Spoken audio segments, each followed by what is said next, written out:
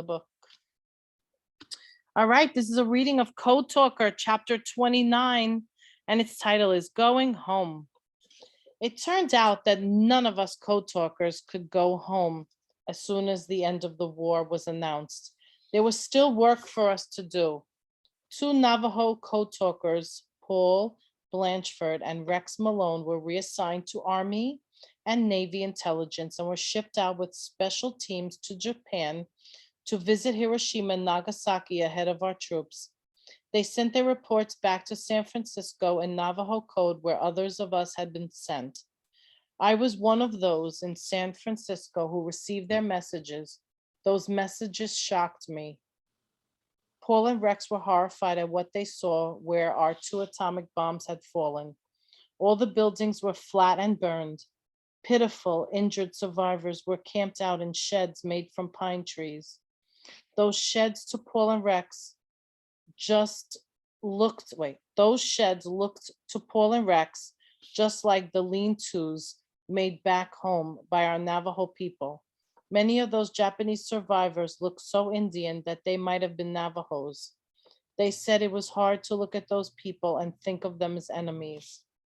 Our leaders all told us that those atomic bombs were needed to end the war. That may have been so, grandchildren. I have no doubt that they made the war shorter. However, receiving those messages made me pray hard that such bombs would never fall on human beings again.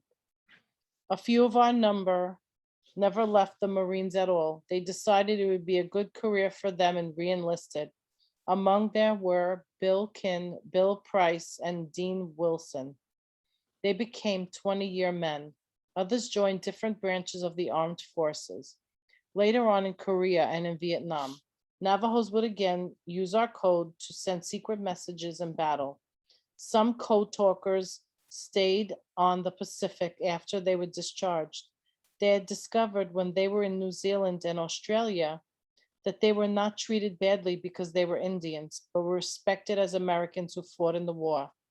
They married local girls and just stayed there for the rest of their lives.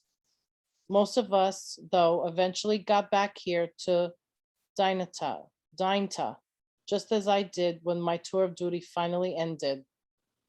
Before we left the Marines, each of us was sternly reminded that our code was still a top secret.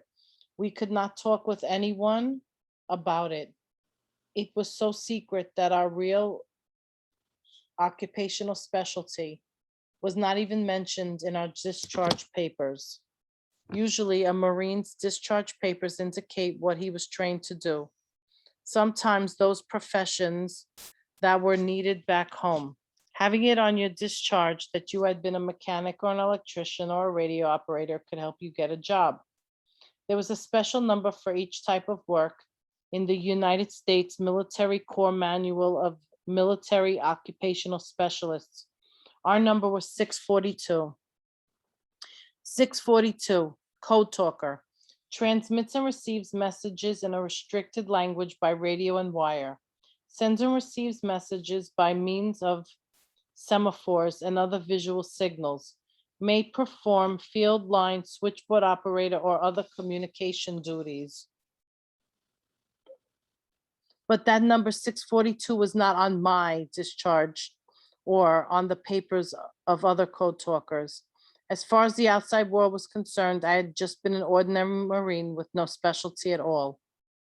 You can't tell anyone about what you really did, Marine, my commanding officer said to me, and then he smiled. It was a grim smile with no humor in it, but you'll probably be hearing from us soon. We may be at war with the Russians or in another year or so. You fellas will certainly be needed again then.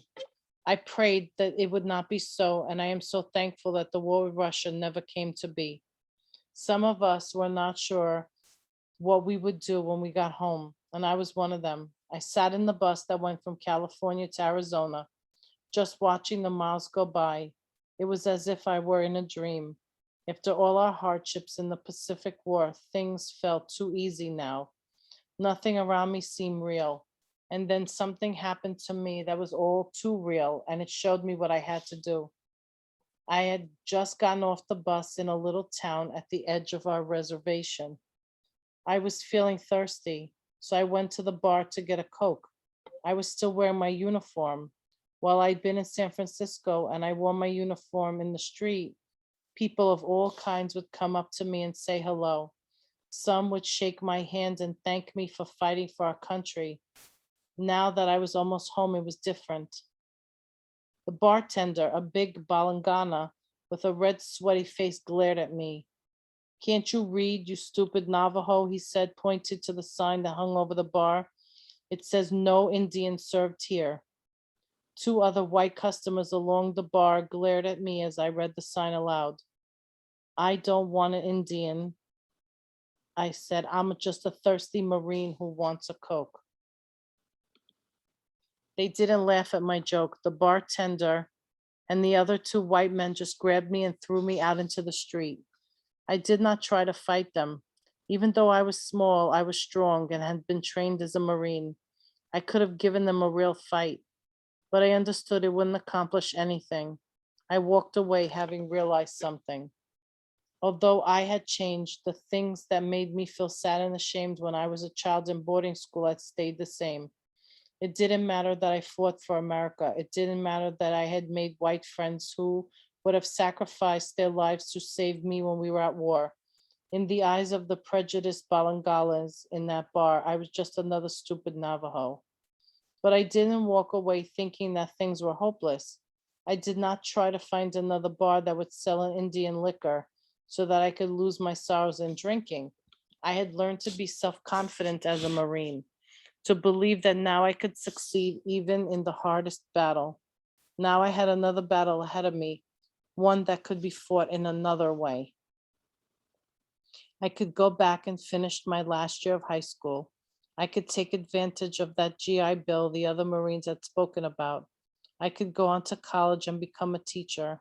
I could learn how to teach our language to our children. I could also learn more about history so that I could understand things and help our children to understand by reminding them to never forget our language and our culture. And that is what I did. It was not easy, and I did not do it quickly. For one thing, I still had to be healed. Those of us who came back to Dainta from the war were all wounded, not just in our bodies, but in our mind and spirit. You know that our Navajo way is to be quiet and modest. So when we Navajo soldiers came back, there was no parties or big parades for us as there were for the Balangala GIs in their hometowns. We were Navajos. We Navajos were just expected to fit back in. I began to have awful nightmares. I woke up from seeing men die and hearing the sounds of their cries. Exploding shells burst in my dreams as wave after wave of screaming enemy soldiers came at me. But although I had no victory parades, I had something else. I had my family and our traditional ceremonies. I had the holy people to help me. Finally, when it seemed I was about to go crazy, my family insisted that I have an enemy way. My old friend, Hostine Mitchell, made all the arrangements and the ceremony was done for me. It brought me back into balance. I know just the moment when that happened. It was during the first night of my enemy way, when everything was quiet. As I was sitting and waiting for the next part of the ceremony to begin, I closed my eyes and I was back on Bougainville. It was night on the island. We were surrounded by the enemy. Smitty was sound asleep beside me. Then I heard singing in Navajo. Was I awake or dreaming? I floated out of my foxhole right into the jungle. The bright, the moonlight was bright, and everything around me had seemed strange and threatening was now beautiful. Every leaf, every flower, every small creature that crawled or even flew was beautiful. Even the leeches and mosquitoes that wanted to suck my blood. Even the lamb crabs whose shells sparkled like turquoise in the moonlight no longer seemed alien to me. Everything was just the way it should be, and all was perfect, in perfect balance. Then someone was shaking my shoulder. I was back in the foxhole. It was morning. Smitty was telling me that the Japanese were gone. They had pulled back. We were safe. I closed my eyes in relief and heard that singing voice in Navajo again. This time when I opened my eyes, I was home, truly home. Big schoolboy was shaking his rattle, and I was at peace. My balance had been restored. I can go forward on a path of beauty. Through all the years that we kept our secret about have been being code talkers, I worked hard for our people as a teacher and a member of our community. All around me, I saw the other code talkers doing the same, each in his own way. Some went to college and universities and training schools. Some became engineers or business owners or artists. It was not easy. In some ways, that GI Bill was not fair to us Navajos. Other ex-servicemen could use it to help them build or buy their own homes, but not us. Smitty and Georgia Boy both sent me photos of their new home. I wrote back and congratulated them without telling them that I could never do what they had done. It didn't work that way for Indians. Because the houses we wanted to build would be on Indian reservations, we were refused help. We could only build or buy a home outside of our sacred homeland. Just like many other things in the Banagala world, that housing rule was unfair to Indians. However, I never gave up. I just became more determined. I took part in tribal government, worked for education reforms on our reservation. Although I did not accomplish as much as I hoped, I am proud of the things that I had did over the years. Finally, in 1969, we are told that we could speak about being code talkers. New computers were more efficient than people in sending and receiving code. Our story was declassified. We formed a Code Talkers Association and began having meetings. Books were written about us, and we were invited to speak at special events. We were invited to the White House by one president after another. We were given medals like this one. All of that was good, grandchildren, but more important than any praise was the fact that we could now tell this story. We could tell our children and our grandchildren about the way our sacred language helped this country. So, my grandchildren, that is the tale this medal has helped me to tell. It is not just my story, but a story of our people and of the strength that we gained from holding on to our language, from being dying. I pray that none of you will ever have to go in battle as I did.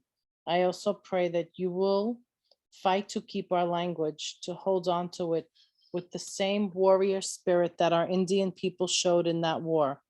Let our language keep you strong, and you will never forget what it is to be Navajo. You will never forget what it means to walk in beauty.